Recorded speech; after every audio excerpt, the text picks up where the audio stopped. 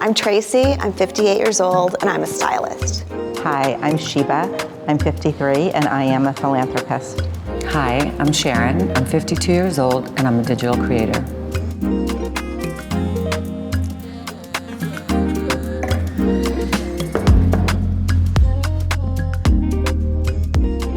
So I have to be really honest, I don't have much of a consistent regimen.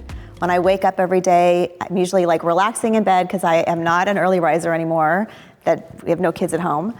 And I take my time to get out of bed, but I usually will either meditate or catch up on my emails before I get out of bed.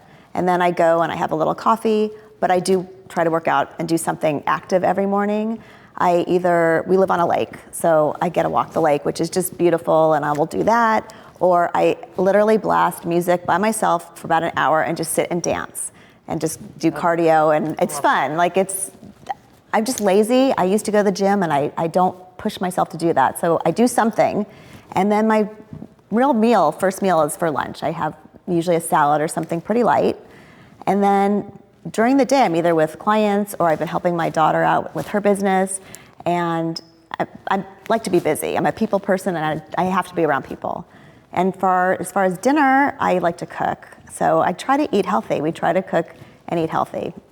And one of the big things is I really try to go to bed at a reasonable hour, and I find that I get a better night's sleep. The earlier I go to bed, not that I'm actually going to bed, but I read or something, the better night's sleep I have. Once I start passing a certain time, then I toss and turn all night, and that's really hard. And as far as like beauty products, well, I am not good at all. I don't even take my makeup off a lot of times at night. My God. Not okay. I know, it's really bad, but when I get into the routine, I'll do it, and I'll put some different creams on. Some are really nice, expensive creams, some are not, but I am not consistent. So I'm hoping that you gorgeous girls can give me some tips today, because I can use any bit of help I can get. I can relate to some of the things you said. I definitely get up in the morning and I meditate before I get up, and I take my time also getting up. I try to get lots of sleep. It's sometimes hard to do. But once I'm up, I do regularly just wash my face and put something on. And I don't have any particular brands that I stick to. I like to use whatever's available, whatever I get on sale or whatever from the drugstore or free samples.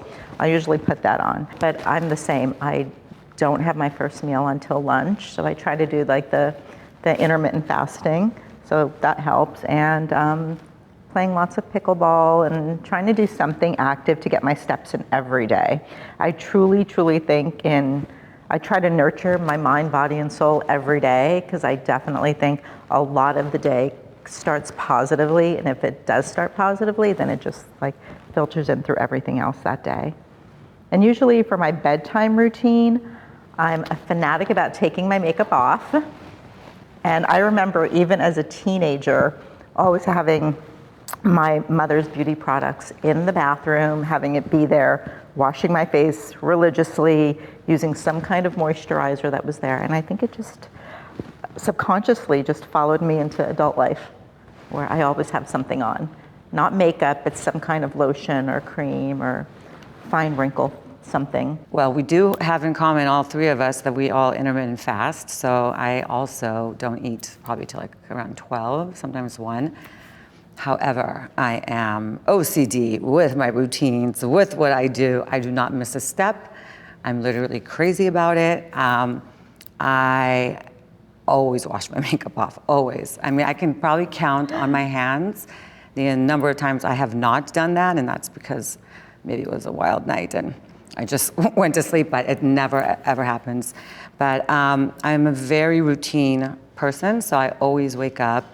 My meditation, which is probably not good, is having my coffee and reading my emails. I probably should meditate more, but it's harder for me. But yeah, I'm not a morning person, so I need to have my cup of coffee and wake up. I work out every day. I have to, for just my sanity. And you know, I think I used to work out a lot harder when I was younger, and now it's just more lifting weights. I take my little Henry, my dog, my baby for a walk. And then, yeah, usually my first meal, it's either like a shake after I work out, protein shake, or a salad and healthy.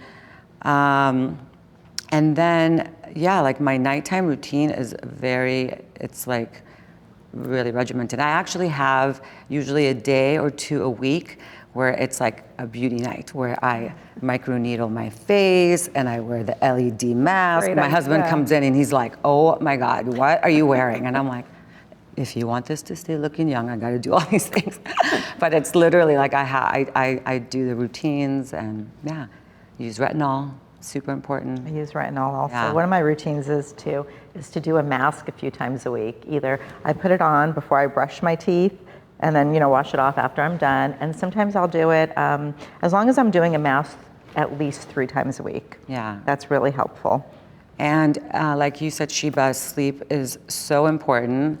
And I think, as we get older, it gets harder to sleep. And actually, I use Focal, our sleep gummies, every night. And I wear an Oura ring. And literally my sleep, I get 7 to 8 hours of sleep every night. And I've really seen that's changed just my life and how I am. And obviously we don't have to wake up early for young kids, but going to sleep early or not, and I don't go on my phone at night. I've really tried to make that part of my routine. I put my phone away, I put on air, what's it called? Do not disturb. Do not disturb. Yeah, Similar. me too. Yeah. And I think sleep and drinking lots of water is one of the key things to staying youthful and having your skin look good, having your brain function the right way. Absolutely agree. And it's not all about the way you look, it's also how you feel, especially when you get older. It's so important to maintain what's inside of you. That's why I think a big thing is meditation also. No, I got to get on that. Yeah. My husband does it every day. Oh, And I'm like, I want to go. I want to start my day. You can start with 2 minutes of meditation and then just work your way up. Yeah. It's something I do every day and pretty much almost every night also. And it's great. It's literally changed my life. Just like I mentioned before, Do you do it in the mind, body, mornings? and soul. I do it every morning, and the morning usually goes from anywhere 5 minutes to 20 minutes, depending what time. But I follow an app. Yeah. I have a guide, and sometimes I'll just play music and listen to my own thoughts, because I think sometimes you want to tune out the thoughts, but I've noticed that when you just tune out the voices, the thoughts come in and then it just brings things to surface that you need to tackle or deal with through the day. So I think I've always been into beauty. One thing I wish that I would have known that we had when we were younger, unlike today, is that I wouldn't have gone in the sun. Every young woman that I meet today, and I have a lot of young friends, I have 3 daughters, and I always tell them, don't go in the sun, because if I didn't go in the sun, I feel like that would have saved me even more years and all the lasers that we have to do today. But how could you avoid not going in the sun? No, but I'm telling you, when I was younger and I'm white, I used to lay out with foil and oil. Yeah. Foil and oil. I drink Tab and baby oil. That is like, I had some burns and, I've also had melanoma, so I never go in the sun. And I feel like if I could teach that to most young women, especially if they're very light skinned.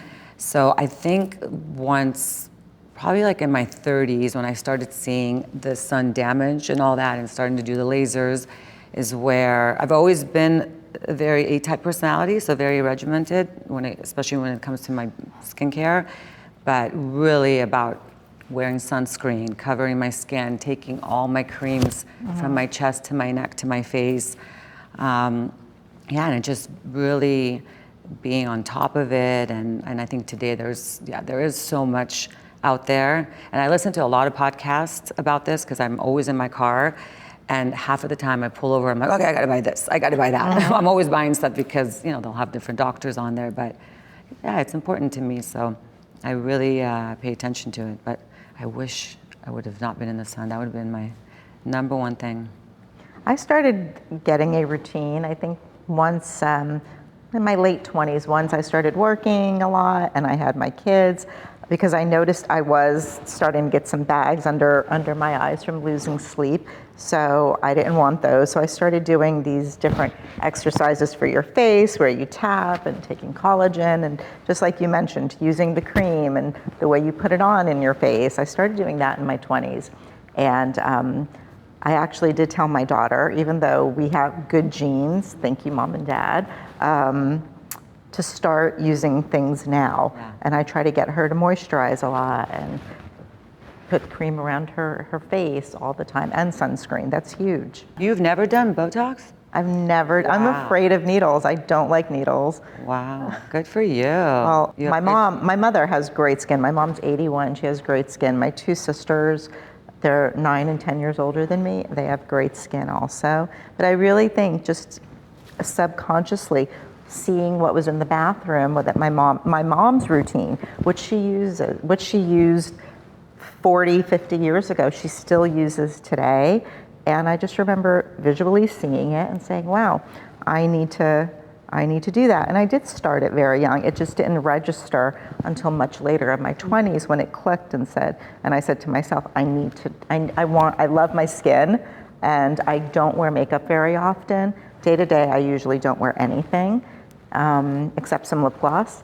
And I just remember I want to have skin like my mother.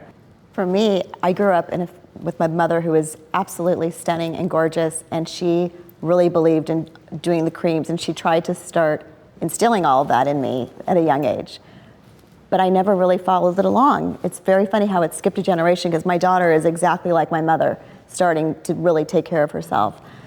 But with the social media and all the filters and all the plastic surgery and I really don't feel I've ever changed. I've always cared about myself. I've always taken, serious how I ate, drank water, worked out. Like, that's always been important, but I haven't changed in any way other than feeling a lot more pressure. And I'm older than you guys. Like, I'm the oldest one here, and I have watched most of my friends who have had so much work done, and no one will post a picture without a filter. And I'm finding finally at this stage, feeling insecure about how I look because I haven't done that. I've had Botox 3 or 4 times in my whole life. And then I even thought about I should have done it before I come on here. So I actually do have an appointment this week for Botox, but it'll be my 4th or 5th time in Ever? Wow. Does it hurt? Because I've never gotten Botox. No, it really doesn't. It's just my own thing. And everyone has insecurities. For me, it's my dark circles. I have the worst dark circles, and I'm so insecure. I don't even think I would necessarily wear makeup if I didn't have to cover them up every single day. So I don't think I've ever changed, but the pressure of, I think, society today, even the youngest girls are having everything is filtered or plastic surgery and nipped and tucked, and I am trying to age gracefully like my mother, who is, to this day, she just turned 80. She's stunning, and she hasn't done work, but she did do a lot of the cream. She had such a routine, so I'm trying to finally think, okay, it's time. I'm approaching 60, 59 first, but close. I think probably one of the hardest things, probably when I was turning 50, is just, menopause. And honestly, I'm on hormone replacement. I do bioidenticals, and thank God, because I don't know how I would survive without it. I really don't. I've always been such a happy person, and never had downs. Even when I was younger, I was never PMS. My husband always used to say, you're like a guy. My mood was always here, and all of a sudden I would get so just meh, a meh feeling all the time. Even when we were going on vacation, or I would have my tools, and I think that's what really made it harder to get to that place of feeling great. And I think for me, it's super important to have your hormones balanced and checked, because if not, that's a whole other downfall of when you get older. I totally agree with you. I haven't done any hormone therapy or anything. Oh, no? I do some homeopathic things, and I love essential oils. I use a lot of essential oils. Girl, no essential oil was gonna help me. I know, but everybody's body is different. Everybody's body is different, but I did notice about my moods, because there were a lot of times when I felt just lethargic and not in the mood to do things. And yeah, it's that. It's also your skin. It helps when you're on hormones. I can see it in my muscle mass. Absolutely. Because I take all the different hormones, so I'm able to retain muscle. And yeah, honestly, sometimes I think my body today is probably better than it ever was, because your hormones, even when you're younger, are up and down. And yeah, that's a very good point about the muscle mass. I didn't think about that. Yeah, and that's super important. Yeah. By the way, also for working out, is lifting weights, because the older we get, it's true. You don't want to have weak muscles and bones, and that's super important. I used to do a lot of cardio, and now I really focus on heavy lifting. Yeah. And Pilates is really good. Yeah, I love Pilates. I actually have a certain number of like calf raises I do every day. Even when I'm pumping gas, I'll stand there. I'm that woman at the pump that does calf raises. But there's certain things I like to do every day because it is very important. Yeah. And I've noticed the muscle mass loss. Yeah. Are you For on? me, I had the easiest time with menopause. It was so gradual that I have had no side effects. There were a handful of times where I finally understood the women that said like they wanted to put their head in the freezer because they were burning. It really has happened like 5 times where it's like your insides are really on fire. It's not just like you're so hot, you're burning. Other than that, I have not had many bad side effects, and I have never taken anything. Tracy, you're so lucky. Wow. I don't know if it's lucky or stupid, but honestly, that's just the way I am. It's me with my auto regimen, and Yeah. you know, But it's working for you. Yeah. I guess working-ish. I mean, I don't know. I guess I can always feel better, and I can always have more energy, and I don't know, but I haven't done anything yet. So my feelings regarding Botox and fillers and cosmetic surgery, I always say, everyone do what makes you feel better. Absolutely. Because at the end of the day, you're not doing it for anyone else, you're doing it for yourself. 100%. And I know for myself, when I look in the mirror and I look better, I feel better. And I've been doing Botox, I probably started in my 40s, I wanna say. Or no, maybe like late 30s. And honestly, I think, you know, I've told this to my daughters too, my oldest daughter's 30, that when you do it younger, the lines don't have the chance to settle in, because if you have really deep lines, it's like taking a paper, that's how I always used to explain it, and you crumble it up, and then you try to straighten it out. They'll straighten out, but the wrinkles will still be in there. So preventative a bit, and then when you get older, I'm really not about changing the way you look. And I think that has really changed. That's something, what I told you with all the podcasts I listen to, that a lot of doctors are saying to do away with changing your face with fillers. And that's why I think they're starting to do facelifts earlier. Right. Because it's not about changing your face, it's just giving that youthful look. And that's why I was honest before and I said, I probably will do it, probably close to my 60s. Yes. I'm 52 now, so maybe like 5 years. I'm saying that, maybe I won't be able to hang that long. Next year, where is Sharon? I know. I'm not saying that I'll never do it. I may one day, because there are definitely things when I look in the mirror that bother me. Yeah. Other people probably don't see it, but I know that they're there, and I'm never gonna And it's rule it definitely out. changed, definitely. Because I mean, we used to see the plastic surgery and we'd call them the cat lady. Right. Or those Beverly Hills women. Like, Not I anymore. think today, I mean, I actually told my husband the other day, I'm like, can I put like a layaway for these surgeons because they're getting so expensive. I'm like, by the time I'm gonna do it, it's gonna be, oh my God, so expensive. I've had a couple of friends who've had facelifts in the last couple of years, and it's been very minimal, and I think they look fabulous. They still look the same, just without the wrinkles, Yeah. and I think that makes such a difference. My mom That just was did really it, pretty. and she's 73, so she's still pretty young, but she hasn't done anything. My mom has really good skin. I think I also have good genes from my mom. And I looked at her, and she's like, why did I wait to 73? I'm like, exactly, you know, because she could have been Right. for the last, whatever, 10 years, you know, all the stuff that was You know, bothering you her. have to be really ready. Yeah. So that's where I am. I probably have only a couple friends that have not had work done. So really the majority of like the people, I know have had stuff done, whether it's just their eyes or full face or, you know, it's so apparent and so prevalent that I'm now at the point where, you know, I really don't recognize myself. I think today there's so many people that are actually trying to embrace just inner beauty and show a different side of themselves, like a Pamela Anderson, for example, who was always like so gorgeous, so much makeup. She just was, you know, the portrayal of perfection, and how recently she's come out and she's chosen a path which is a lot more, you know, real, natural. I have a lot of friends who have actually taken their breast augmentations out, and they're just trying to live more naturally and a little bit more, you know, aging gracefully, which is for me a big struggle. I really have always felt that way, again, because my mom, who is naturally gorgeous, and she's just so beautiful without work. I've always wanted to just age gracefully. But with all the social media that we have and all the filters and just people portraying a side of themselves that's always perfect, it is an inner struggle of, I'm not that person. I don't want to be that person. I want to accept myself, but it's hard because I do want to look good for people too. So it's a challenge, I think. I think it's definitely a challenge. I think because we have to tell ourselves and remind ourselves what we see on social media is not always true. We know that. As adults, we know that. One of the things I started doing a few years ago when I got back into the dating world, whenever I had a first date, I would show up with no makeup or very little makeup and a really cute athletic outfit. That's how I always went on my first date. Because if they could get past that, I mean, I wasn't like scraggly or anything, but I would like just tone it down a lot. And I figured if somebody liked that part of me, then it was good if we got to date number smart. 2. I think so too. Yeah. So are you single? I am not right now. Oh, so it worked for you. It did work for me. I like it. Ladies, take note.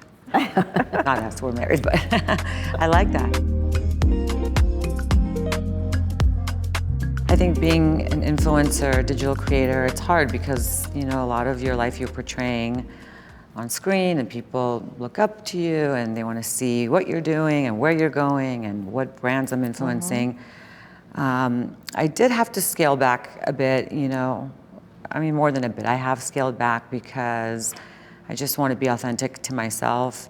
And it is hard to always, I just think I had kind of like a burnout with probably social media because of everything being portrayed as perfect. And honestly, some of my highest rated engagement have been me being real, talking about menopause and how hard that is. That was probably my highest engagement. Talking about more real things, I think people want that. But that's not always easy because you're being vulnerable. And when you have a lot of eyes on your account and people are watching you, most of the people say nice things, but then if people don't, then you just have to take that. So it's definitely not easy. I think the filters have changed it all for us and how we view ourselves. It's definitely hard. Yeah. Everyone has an opinion. Whatever you post or whatever you put out there, however you look, everybody has an opinion, and the only one that really matters is our opinion of ourselves. And we just have to figure out a way to get that out there across on social media. So I've tapered down social media. I see people's posts, but I really do it very quickly, and I try not to post that often. Like with the birthdays, I think it got kind of a little out of hand of how many, you have to put better pictures on every year and write these, little stories for everyone. And I find that it just feels better to actually either pick up the phone and just actually wish someone a happy birthday or send them a text or something a little bit more personal. Having that one-on-one is more important than just for other people to see. And some of the people that I watch on social media are so busy posting how madly in love they are, and it's like overdone.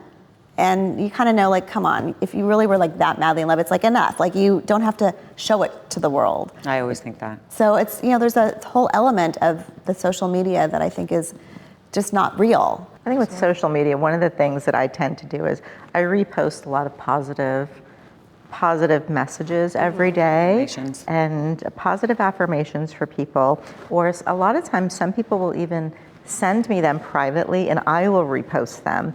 And I've gotten calls before where if I don't post for a few days, I have a few friends who will text me or call me and say, is everything okay with you? You haven't done any positive affirmations. I'm like, well, I'm not really feeling it today because we don't feel it every day and we want to be authentic. Or I'm not going through that, but I know a friend of mine's going through that, so I will repost something about it and talk about it. Listen, there's a lot of positives that come from social media. Honestly, today, it's probably my news source, so I get a lot of my news from it because it's hard sometimes to watch the news. So, when you're seeing from different avenues, like I said earlier, I watch a lot of podcasts and I listen to a lot of doctors. So also you can curate your algorithm in your social media. And to me, I've really worked really hard to curating my algorithm that I'm not just seeing, I'm done with just seeing this outfit and that outfit and, you know, all the big bloggers all wear the same things. I don't want to see that anymore. You know, I want to see more authentic and more real things. Yeah. I try to look at it in a good way. You know, it's also partly my business, so I need to see what's up and what people are doing. And yeah, and you just have to be careful to not get sucked into, I need to buy this, and I need to buy that, and I need to look like this or look like that, because it's never ending. Right. You know, it is, and I feel like you have to be very not extreme one way or the other. I do think social media has impacted myself aging gracefully, because I do see new beauty products out there or old products that have been around for years and years that are so reputable that why haven't I used that? Because it's been around, it gets great reviews. Or I see what my friends are using, who people I admire are doing to maintain their health in all these different ways. And I love the recipes. That's why I meditate every day. And I do try to drink a lot of water and sauna a couple of times a week also to get the toxins out. I try to do little things like that in moderation. It's impossible because just how you mentioned, you take 2 nights to do things. It is a lot of work to take care of the inside, what goes in your body, and then what's coming out of your body, and also to take care of your soul and be positive and happy, and not every minute is like that. And I just feel like it's so much harder on women. Like if you look at men when they age, like even I look at my husband, they look good with the gray hair. Distinguished. And yeah, and the wrinkles, it makes them look, you know, leathery skin, and it's like, it's not the same for us, you know? It's the standards are so different, and it's hard the older you get, and the upkeep, and well, with society and now with social media, it is definitely hard. And I mean, and that's what I do for my work, is take pictures and all that. It's, when you were talking about the filters, it's really hard because every person that you look at, their pictures are filtered. So like if you look at yourself without one, you're like, oh, who's that, you know? But that's us critiquing ourselves, and we shouldn't even have to have that kind of pressure on us. What's interesting though is if you ask a lot of men, my husband being one, but I have a lot of friends' husbands that actually say the same thing. They really like natural. They do. All men do. They, are not into the plastic surgery. They want to see a woman who looks distinguished and feels good about themselves. Plastic surgery doesn't always have to look plastic. Right. It's very true. There's, I mean, there's a fine line. We're at the place where most of my friends have either had one already. I have not.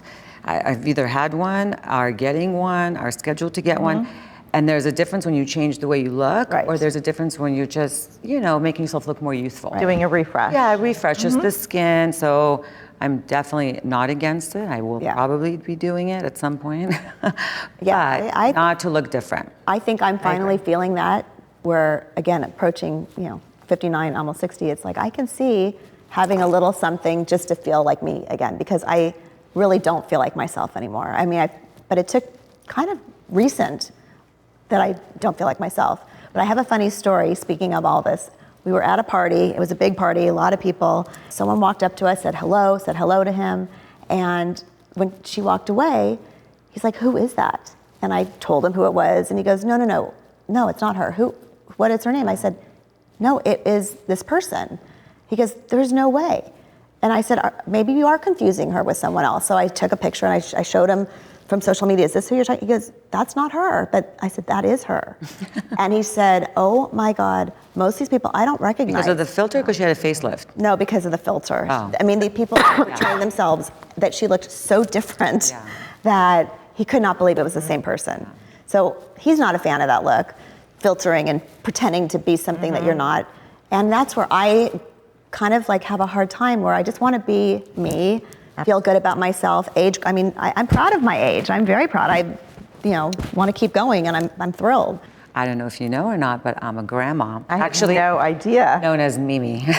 So cute. Won't be called Grandma Mimi, but I'm super proud of my age and telling people that how old I am, or that I am a grandma. When people are like, what? Like they're just shocked. I'm proud of that, and I'm proud to tell people what they can do to stay looking young and feeling young on the inside and on the outside. It's super important. I'm with you. If you feel young on the inside, you will radiate youngness on the outside. I feel the same way. I remember when I turned 40. I always say 40 was the best year for me. I had so many revelations that year. And I remember just feeling so comfortable in my skin. And then when I turned 50, I felt like 10 times better than I did at 40, not even realizing, my goodness, I can feel like this. And I just feel very confident with makeup, without the makeup, in regular athletic clothes, whatever it is. 40 it was great. easy for me. 50, to be honest, was harder. I don't know why. I'm very I think proud that's about my common. age. I think that's common, but I've never been affected by age. I really have never. It does not affect me. Weight affects me. Age never has. However, I think when I get to 60, that's the first time I feel like, how am I 60? I still feel like the 28-year-old, like I don't get it. So I think that it's my first time I'm kind of like struggling with just, it sounds so old. 60 isn't 60 what it was. I like to say that, yes, Yeah, but I it's still feel like I'm 27, so.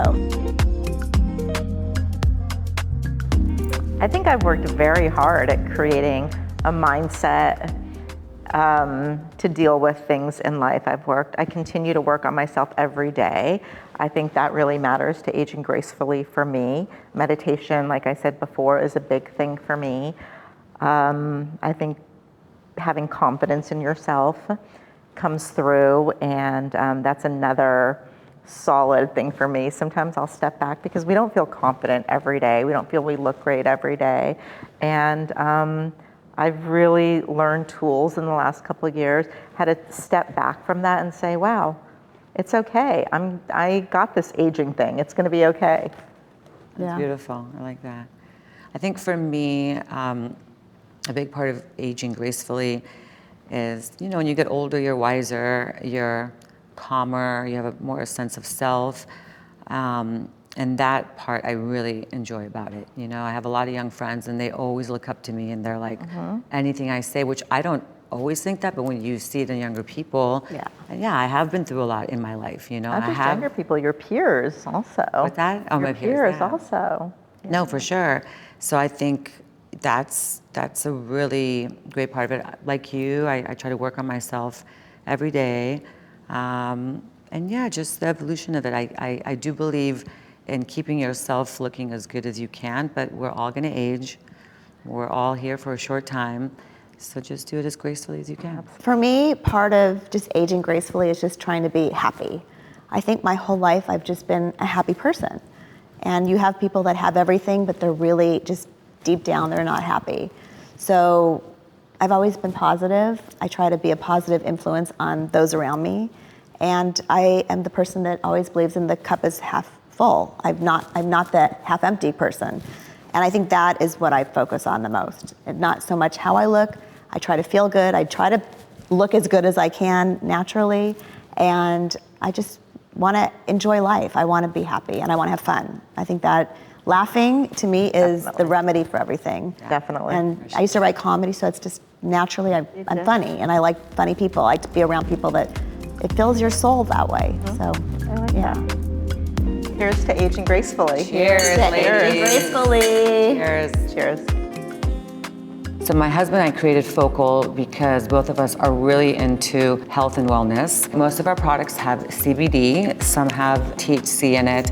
We have lion's mane and a bunch of other great ingredients that are really good for you. CBD is such a great product for so many different things, for your health, for relaxation, for mind clarity. You should definitely try it, especially if you do not have good sleep. I definitely recommend our Deep Sleep. If you want to just chill out and relax, our Chill Out one's great. And by the way, they are so yummy, so just be careful because if they do have THC, don't take more than the suggested amount.